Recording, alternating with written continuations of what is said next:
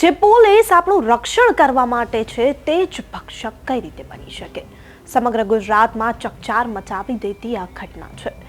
MICAના વિદ્યાર્થીની જે રીતે પોલીસ કર્મીએ હત્યા કરી, ત્યારે બોપલ વિદ્યાર્થીની હત્યાની મર્ડર મિસ્ટ્રી કઈ રીતે ઉકેલવામાં આવી? કઈ રીતે એ પોલીસ કોન્સ્ટેબલે વિદ્યાર્થીની હત્યા કરી નાખી? શું આખો બનાવ હતો અને આખી બોપલના વિદ્યાર્થીની હત્યાની મર્ડર મિસ્ટ્રી કઈ રીતે ઉકેલાઈ તે જાણીએ આપણે આ વિડીયોમાં। નમસ્કાર, હું અમરીન અને તમે જોઈ રહ્યા છો નિર્ભય ન્યૂઝ। અમદાવાદના બોપલ વિસ્તારમાં 10 નવેમ્બરે કાર ધીમી ચલાવવાની ટકોર કરવા બાબતે બોલાચાલી થઈ। MICA કોલેજના વિદ્યાર્થી પ્રિયાંશુ જૈનની હત્યા કરી દેવામાં આવી। આ વિદ્યાર્થીનો હત્યારો પોલીસ કોન્સ્ટેબલ નીકળ્યો, જે આખા ગુજરાતમાં ચકચાર મચાવી દે તેવી ઘટના કહેવાય। લોકો શોકમાં છે કે જે પોલીસ આપણું રક્ષણ કરવા માટે છે તે જ આપણું ભક્ષણ કઈ રીતે બની શકે? હાલ સરખેજ પોલીસ સ્ટેશનમાં ઇન્વેસ્ટિગેશન વિભાગમાં કામ કરતા કોન્સ્ટેબલ તરીકે ફરજ બજાવતા વિરેન્દ્રસિંહ પઢિયારની પંજાબના સંગરૂરથી ધરપકડ કરવામાં આવી। ત્યારે આરોપી વિરેન્દ્રસિંહનો ભાઈ થોડા સમય સુધી બોપલ પોલીસ સ્ટેશનમાં જ ફરજ બજાવતો હતો। આ હત્યા બીજા કોઈએ નહીં પરંતુ પોલીસ કર્મચારીએ જ કરી। બીજા રાજ્યના યુવકની હત્યા થતા ખૂબ જ ગંભીર બનાવ ગણીને અલગ અલગ એજન્સીઓ દ્વારા આરોપી કોણ છે અને તેને શોધવાના પ્રયાસો શરૂ કરવામાં આવ્યા હતા। આ દરમિયાન જે વાત સામે આવી તે ઘણી ચોંકાવનારી છે, કારણ કે આ હત્યા બીજા કોઈએ નહીં પરંતુ પોલીસ કર્મચારીએ જ કરી હતી। જો કે ગુનેગાર ગમે તેટલો શાતીર હોય પરંતુ તે કોઈને કોઈ ચૂક કરી જાય છે।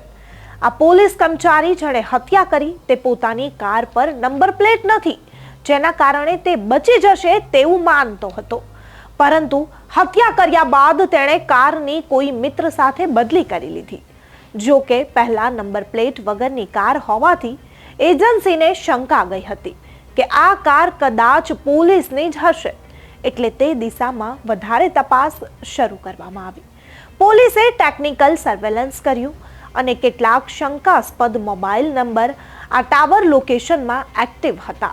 જો કે હત્યા સમયે આ પોલીસ કર્મચારીનો નંબર જે છે મોબાઈલ તે ચાલુ હતો અને તે થોડા સમય બાદ નંબર બંધ થઈ ગયા।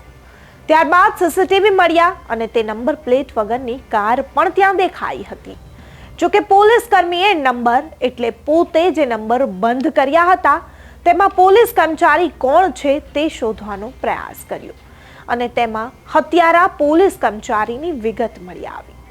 બીજી તરફ પોલીસને કેટલાક બાતમીદારો તરફથી માહિતી પણ મળી હતી અને તે દિશામાં તપાસ કરતા પોલીસ અલગ અલગ રાજ્યના ટોલ ટેક્સ અને અલગ અલગ જગ્યાએ શંકાસ્પદ કારની તપાસ પણ કરી રહી હતી। એ દરમિયાન પંજાબ નજીક હત્યારો પોલીસ કર્મચારી મળી આવ્યો। અમદાવાદ ક્રાઇમ બ્રાન્ચની ટીમ જ્યારે આ પોલીસ કર્મચારી પાસે પહોંચી ત્યારે પોલીસ કર્મી વિરેન્દ્રસિંહ પઢિયા ત્યાં મળી આવ્યો અને તેણે હત્યા કરી હોવાની કબૂલાત પણ કરી લીધી અને આરોપીને લઈ પોલીસ અમદાવાદ આવી। તો આ રીતે ઉકેલાઈ બોપલ વિદ્યાર્થીની આખી હત્યાની મર્ડર મિસ્ટ્રી, જેમાં માસ્ટર માઇન્ડ આ પોલીસ કર્મી જ હત્યારો નીકળ્યો। MICAનો વિદ્યાર્થીની હત્યા બેરહેમીથી કરી દેવામાં આવી, ત્યારે જે રક્ષક છે આપણા તે જ ભક્ષક બન્યા છે। તો આ હત્યાની મર્ડર મિસ્ટ્રી પોલીસે જે રીતે ઉકેલી તેને લઈને તમારું શું માનવું છે? અત્યારે આપણા રક્ષક જ જે રીતે ભક્ષક બની ઉઠ્યા છે તેને લઈને પણ તમારું શું માનવું છે? આખી મર્ડર મિસ્ટ્રી વિશે તમે શું માનો છો? અમને કમેન્ટ કરી ચોક્કસથી જણાવજો તથા અમારી ચેનલ નિર્ભય ન્યૂઝને લાઇક, શેર અને સબસ્ક્રાઇબ કરવાનું ભૂલશો નહીં। આભાર।